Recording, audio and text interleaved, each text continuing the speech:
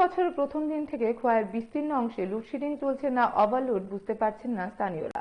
বিদ্যুৎহীন দিন যাপন করছে খোয়াইয়ের চেবড়ি, চেমরা, সিঙ্গিছড়া এলাকার মানুষ। প্রশ্ন হচ্ছে নিগমের আধিকারিকদের দায়িত্ববোধ নিয়ে। টানা 5 দিন বিদ্যুৎ বিচ্ছিন্ন থাকলেও আদৌ কবে নাগাদ বিদ্যুতের সমস্যার সমাধান হবে কেউ বলতে পারছেন না।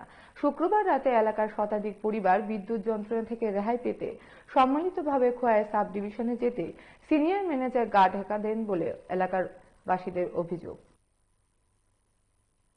তখন কি পশ্চিম কলোনি যে মধ্যপাড়া আমরা যে ওয়াটার সাপ্লাইয়ের যে ইয়েটা আছে এই ট্রান্সফরমারটা এই ট্রান্সফরমারটা বিগত আজকে অনেক বছর ধরেই মানে কারেন্টের একটু কিছু হইলেই কারেন্টের সমস্যা হয়ে যায়। যে সমস্যা তো সব জায়গাতে হয় কিন্তু সমস্যার সমাধান হয়, কিন্তু আমরা এই জায়গাটাতে সমস্যার সমাধান হয় না।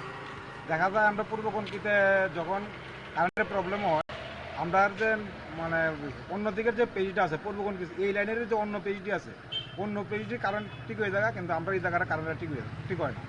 এই কারণে আমরা এখানে সবাই একত্রিত হয়ে এখানে আসা। আমরা অতি সত্তর এটা সমাধান চাই, যাতে আমরা কারেন্ট ঠিক নষ্ট তো হইব কিন্তু আমরা যাতে এটা নষ্ট হইলে আমরা এটা যাতে মেরামতি হয়